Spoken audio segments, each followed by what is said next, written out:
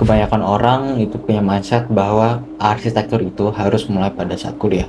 Di sini saya mau jelasin kenapa arsitektur itu tidak harus mulai pada saat kuliah, tapi harus mulai sejak awal. Awal maksudnya kapan? Maksudnya adalah pada saat SMA. Mungkin ini video pertama saya. Perkenalkan, nama saya Mesa.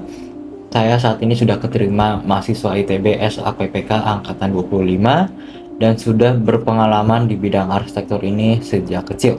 Sejak SMA pun saya sudah bangun komunitas arsitektur di SMA saya, mungkin itu yang pertama di Indonesia, dan itu saya bangun untuk tujuan bisa meningkatkan kewaspadaan arsitektur ini di kalangan masyarakat luas. Ini logonya yang saya buat dan mungkin nanti kalian bisa lihat komunitasnya di bio Instagram saya.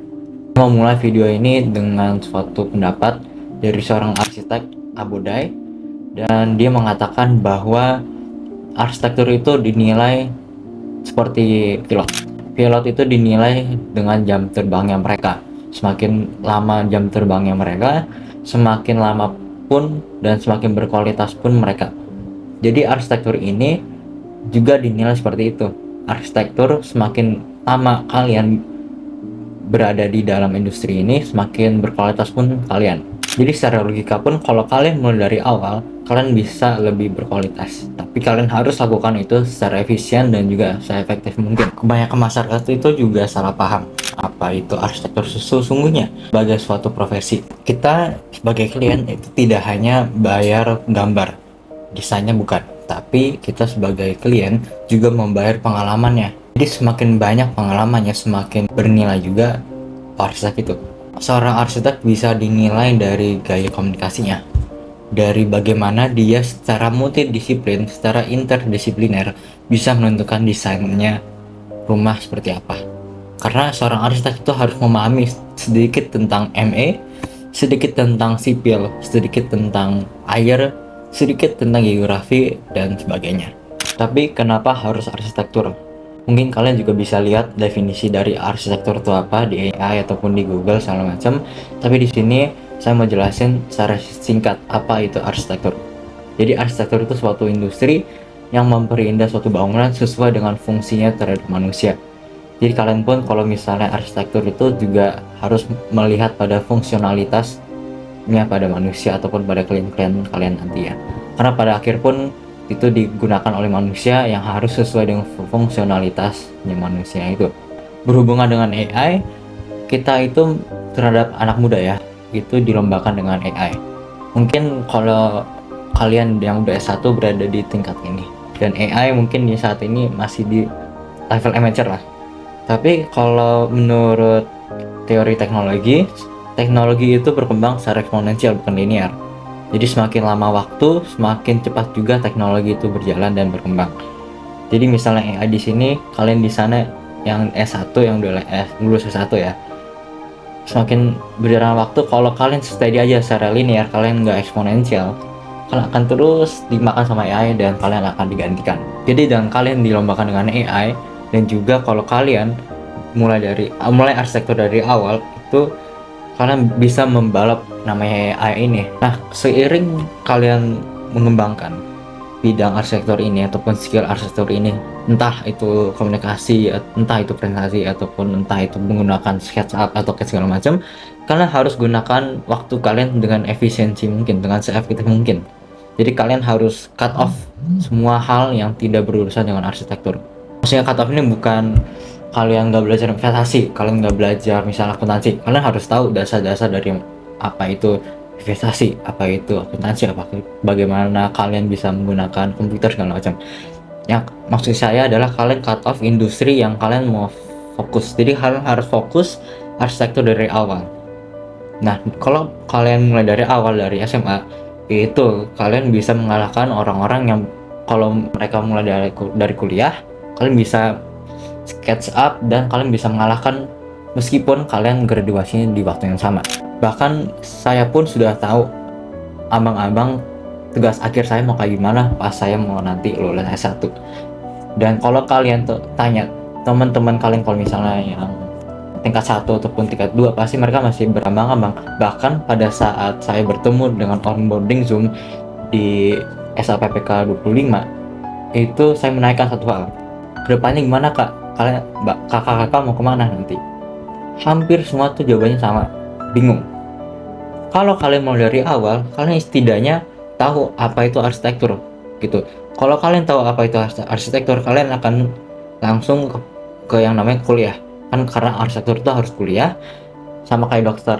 Jadi kalau kalian tahu arsitektur dan kalian tahu apa itu perkuliahan arsitektur, kalian pasti tahu seberapa hektik ataupun seberapa disiplin dan seberapa susahnya kuliah arsitektur itu. Jadi kalau kalian tahu arsitektur dan segala macam dan menurut kalian tidak sesuai, ya udah jangan.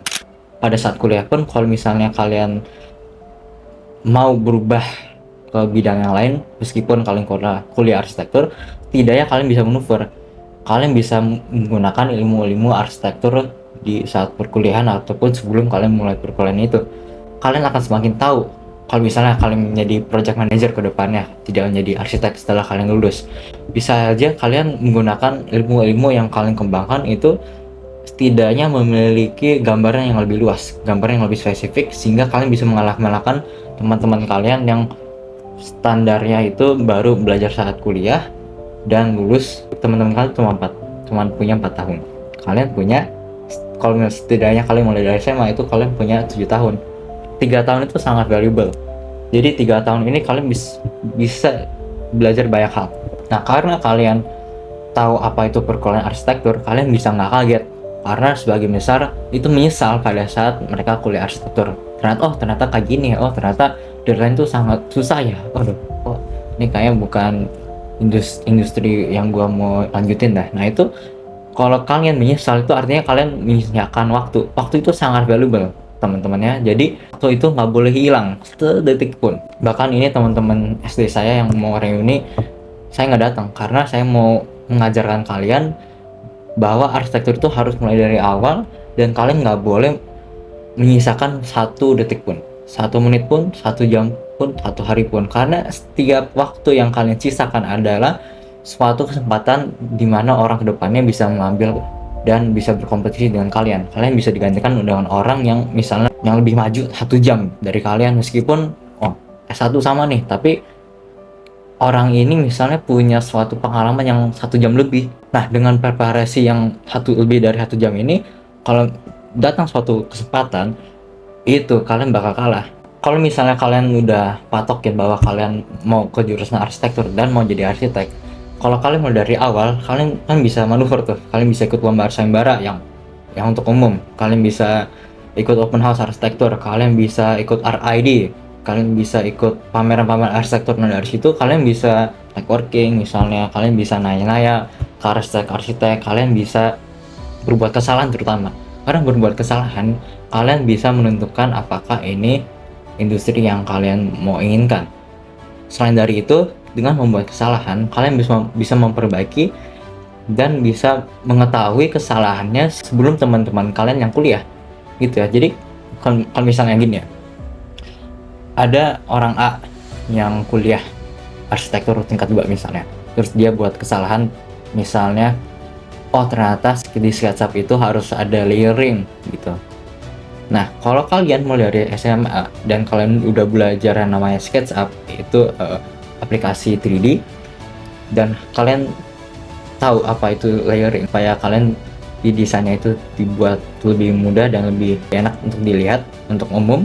Dengan kalian tahu kesalahannya dari awal sejak SMA, kalian pas kuliah tuh nggak menemukan dan tidak bisa menemukan kesalahan itu.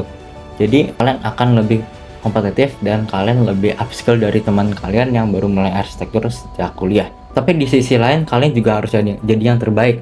Kenapa? Karena sekali lagi efisiensi waktu dan juga efektif.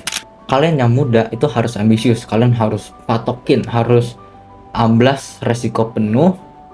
Kalian juga bisa anchoring kalau kalian muda. Kalian bisa jatuh bangun karena kalian masih punya energi dan juga motivasi untuk bisa bangun lagi. Kalau kalian jadi yang terbaik pada saat SMA, maksudnya terbaik di dalam industri arsitektur, sudah mengembangkan ilmunya, setidaknya sudah bisa 3D modeling di SketchUp, sudah bisa AutoCAD, bisa gambar sketsa, bisa tahu teori-teori arsitektur secara sederhana, kalian tidak hanya jadi yang terbaik di SMA, tapi kalian secara eksponensial mengembangkan skill kalian. Karena sekali lagi, AI itu akan mengalahkan dan menggantikan orang-orang yang kurang skill. Jadi semua ini sebenarnya skill issue. Jadi kalian harus mulai dari awal mengembangkan skill-skill kalian dari SMA. Jadi kalian punya lebih 3 tahun pengalaman dari mereka yang kalau misalnya mulai dari saat kuliah. Nah, nanti akan saya jelasin cara untuk menjadi yang terbaik pada saat kalian SMA. Karena dulu pun saya nggak tahu cara jadi yang terbaik, tidak ada step-stepsnya, tidak ada langkah-langkahnya secara runtut. Nah, makanya nanti akan saya jelasin cara bagaimana kalian bisa jadi siswa terbaik di SMA di bidang arsitektur meskipun kalian belum kuliah.